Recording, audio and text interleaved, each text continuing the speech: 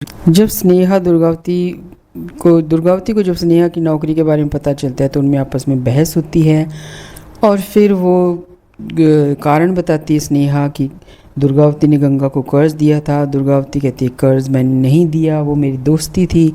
लेकिन स्नेहा कहती है कि आप यही काम करती हैं, पहले कर्ज देती हैं और फिर उनको बेइज्जत करती हैं, उन्हें मजबूर करती हैं, अपना एहसान जताती हैं।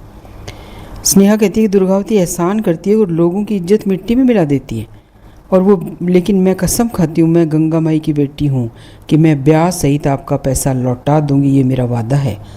दुर्गावती सिद्धू से स्नेहा को अपने साथ ले जाने को कहती है और वो गुस्से में वहाँ से चली जाती है। उधर वीरेंद्र सिद्धू के पिता ये लड़ाई देखकर बहुत दुखी होते हैं और रोने लगते हैं। वो अपनी बेटी मधु को कहते हैं कि कहाँ तो हम सोचते हैं दुर्गावती और स्नेहा के रिश्तों में सुधार हो, वो करीब आए, लेकिन ऐसा कुछ हो जाता है कि दोनों फिर दूर हो जाती हैं। वहाँ से सरला मधु भी इस बारे में बहुत उदास हो जाती है। उधर गंगा अपने ढाबे पर दूध का शरबत जो है अमावस के दिन सबको पिला रही होती है। पारस आता है, गंगा से मिलता है। पारस और सोनी फुटबॉल मैच के बारे में बात करते हैं, फिर वो जाकर सबको दूध का शरबत बांटते हैं। उधर मधु भी मंदिर में लोगों को बांटने के लिए दूध का शरबत तैयार करती है। सरला दुर्गावती से कहती है मैंने व्रत रखा है और मैं आपके लिए पूर्वी को व्रत रखने की इजाज़त नहीं, वरना वो तो जिद कर रही थी, उसकी तो तबीयत ही ख़राब है, इतनी दवाइयाँ खाती है कि उसकी तो और भी ज़्यादा तबीयत ख़राब हो गई।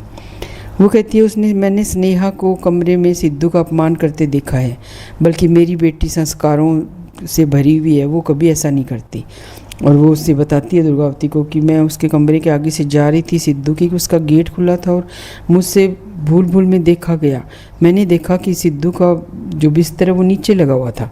लेकिन दुर्गावती ये सब कुछ सुनती है और कहती है, सरला से कहती है कि तुम इन सब बातों को छोड़ो। ये अगर स्नेहा सिद्धू से दूरी बनाए रखेगी तो सिद्धू उससे दूर ही रहेगा। जब तक स्नेहा को परिवार में बहू के रूप में स्वीकार नहीं किया जाता, मैं जानती हूँ, तब तक मेरा बेटा उससे अपनी पत्नी स्वीकार नहीं करेगा।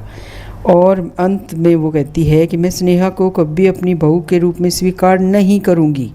स्नेहा को इतने में गंगा का फ़ोन आता है और गंगा उसे व्रत रखने को कहती है और कहती